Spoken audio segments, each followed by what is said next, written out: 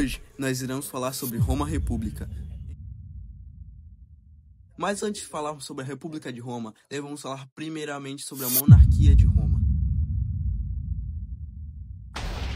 Mas antes de dar continuidade para o que eu estou falando, eu tenho que fazer uma citação importante.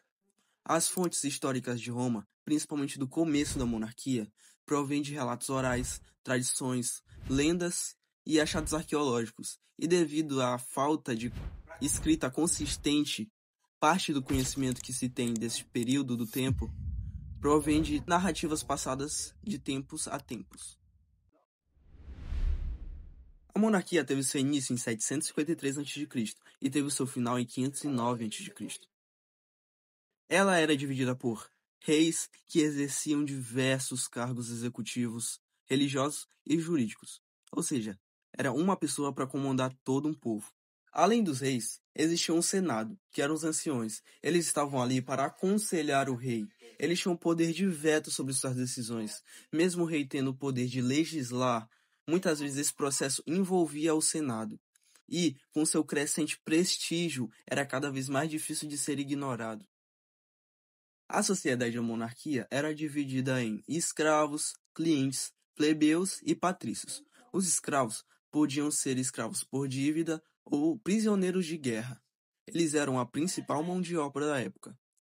Os clientes eram as pessoas que compravam as coisas dos patrícios, como gado, entre outras coisas. Os plebeus eram livres, mas não tinham direitos. E os patrícios, basicamente, eram as pessoas que continham terras, gados, riquezas e faziam parte da elite romana. Mas por que a monarquia acabou? Você me pergunta. Bom, basicamente, a sociedade da monarquia vivia sob domínio de reis etruscos, mas a insatisfação crescia. Com o último rei sendo Tarquínio, o Soberbo, e sua tirania deixou o povo insatisfeito com seu reinado. Mas o estopim para que seu reinado tenha chegado ao fim foi basicamente o estupro de Lucrécia, filha de um importante membro da classe patrícia, por seu filho, Sexto Tarquínio. Relatos afirmam que esse acontecimento foi usado como desculpa para a deposição de Tarquínio, pois os membros da elite econômica de Roma estavam insatisfeitos por Tarquínio estar ajudando as camadas mais pobres da sociedade. E o povo revoltado expulsou Tarquínio e sua família da cidade.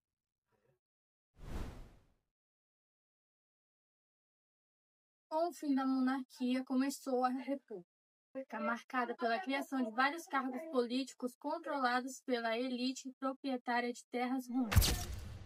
Existiu de 509 a.C. a 27 a.C., foi um período em que Roma foi governada por um complexo sistema de magistrados eleitos e um poderoso senado. Inicialmente, o poder estava concentrado nas mãos de uma elite de famílias ricas, conhecida como patrícios. A estrutura de governo era composta por duas principais assembleias, a Assembleia das Centúrias e a Assembleia das Tribos. A Assembleia das Centúrias era a principal assembleia dos cidadãos romanos, responsável por eleger os magistrados senhores, votar leis e decidir sobre a guerra e a paz. A Assembleia das Tribos elegia os magistrados menores, aprovava leis e funcionava como um tribunal de apelação para crimes não capitais. A nova república trouxe espaço para a participação dos cidadãos. A elite patrícia ainda dominava, mas as assembleias começaram a dar voz aos plebeus, permitindo que suas demandas fossem ouvidas. O cargo mais alto era o de cônsul, exercido por 2 indivíduos anualmente. Eles detinham poder executivo e militar, mas podiam se vetar mutuamente. O Senado era o corpo mais influente, composto por ex-magistrados, e suas decisões tinham um enorme peso político.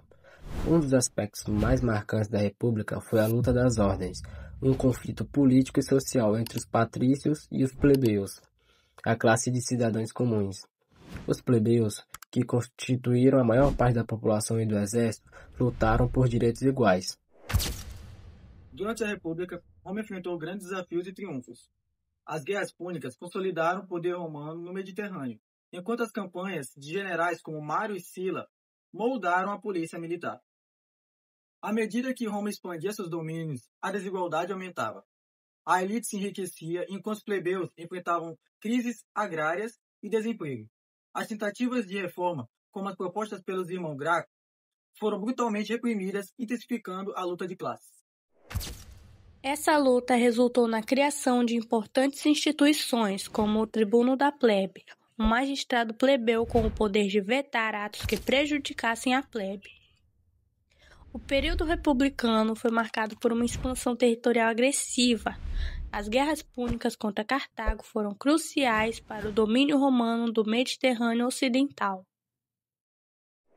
Durante a República, Roma também enfrentou invasão de tribos bárbaras, como os gauleses. O ataque à cidade em 390 a.C. foi um choque para os romanos, que se uniram para fortalecer suas defesas e expandir suas fronteiras. A vitória nessas guerras e a subsequente conquista de outros territórios na Grécia, Ásia Menor e Gália, transformando Roma em uma superpotência.